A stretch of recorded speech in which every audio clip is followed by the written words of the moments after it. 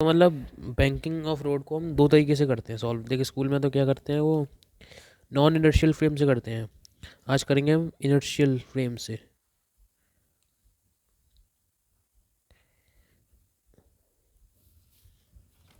ये हमारा bank road है, यहाँ पे गाड़ी चल रही है, हम इसको सॉल्व करेंगे गाड़ी की फ्रेम से।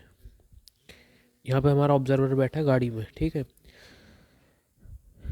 बैंक रोड, अब इसका बनाएंगे हम एफ सबसे पहले, नॉर्मल एम जी, दिख रहा होगा एम जी। अब देख, अब हम बैठे हैं नॉन इनर्शियल इनर्शियल फ्रेम में, नॉन इनर्शियल में बैठे हैं हम। कोई भी पार्टिकल सर्कल में घूमता है, उस सर्कल में घूमने की वजह से उसमें आता है सेंट्रीपिटल एक्सेलरेशन, हमें पता है ये। अब ये आता है ग्राउंड फ्रेम में, मतलब ऑब्जर्वर हमारा यहाँ पर है। अब इसके अंदर, गाड़ी के अंदर सेंट्रीपिटल एक्सेलरेशन है।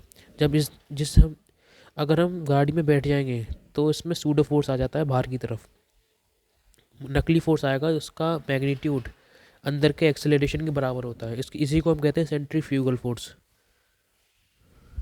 सेंट्रीफ्यूगल। अब हमारा क्वेश्चन सॉल्व कर रहे हैं हम गाड़ी की फ्रेम से, तो यहाँ पे सेंटर एक्सेलरेशन जो आएगा, फोर्स जो आएगा, सेंट्रीफ्यूगल फोर्स आएगा बाहर की तरफ, गाड़ी घूम रही है ऐसे, है ना। अब एक हमारे यहाँ पे फ्रिक्शन भी लग रहा है।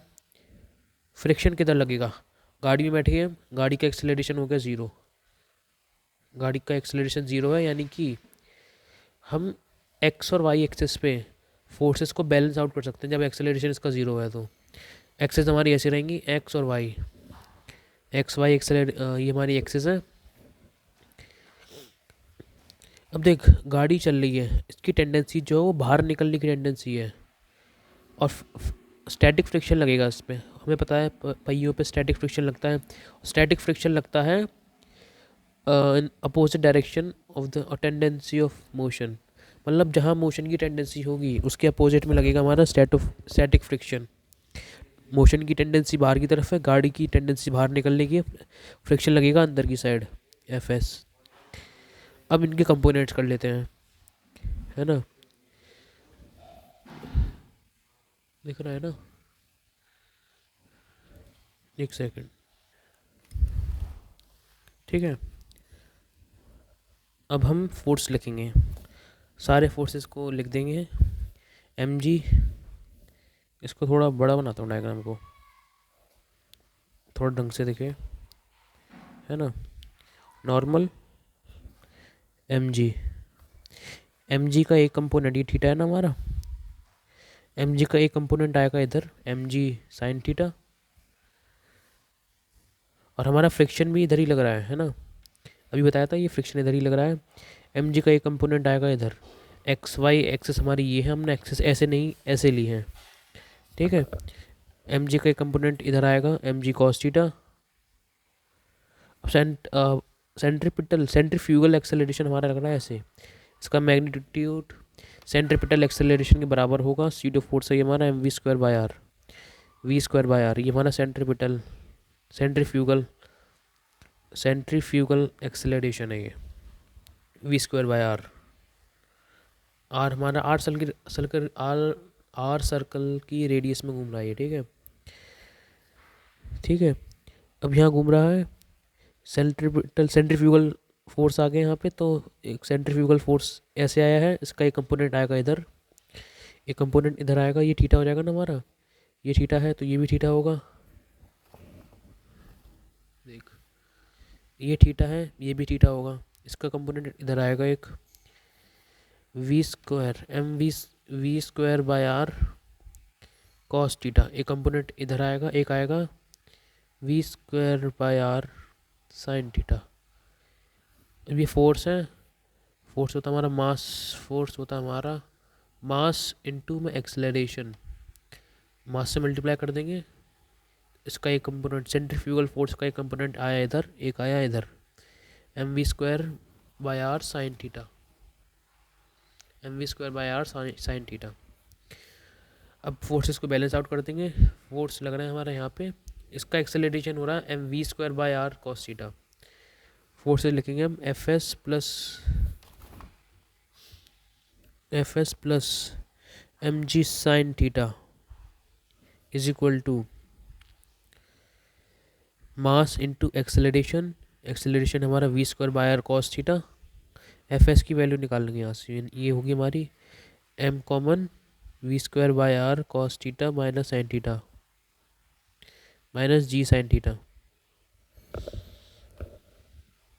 ये एफ एस की वैल्यू आ गई। एफ एस होता है हमारा म्यू इंटू नॉर्मल, है ना।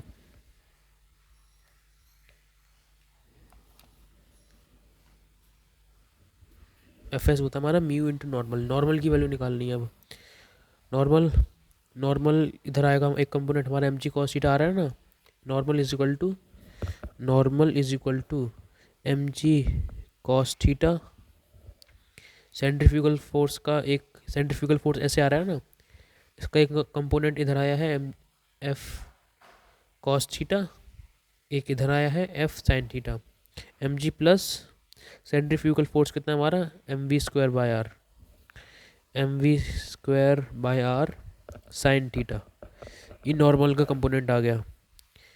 यहाँ से फ्रिक्शन की वैल्यू निकाल लेंगे, स्टैटिक फ्रिक्शन की वैल्यू निकाल लेंगे और इधर पुट कर देंगे। नॉर्मल की वैल्यू ये है, म्यू से मल्टीप्लाई कर देंगे पूरे को।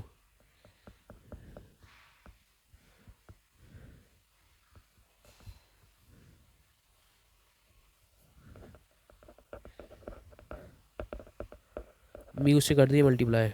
अब खोलते हैं इसको, ब्रैकेट खोलते हैं, mu M G cos theta plus mu M V square by R sine theta. ये हमारा आ गया स्टैटिक फ्रिक्शन। ये क्वेश्चन 2 है, ये क्वेश्चन 1 है। इसको हम अब इन दोनों इक्वेशन को इक्वेट कर देंगे हम। इधर एम कॉमन है, एम इधर भी कॉमन आ जाएगा। एक second, M G cos theta इधर, ठीक है, म्यू तो आएगा ही,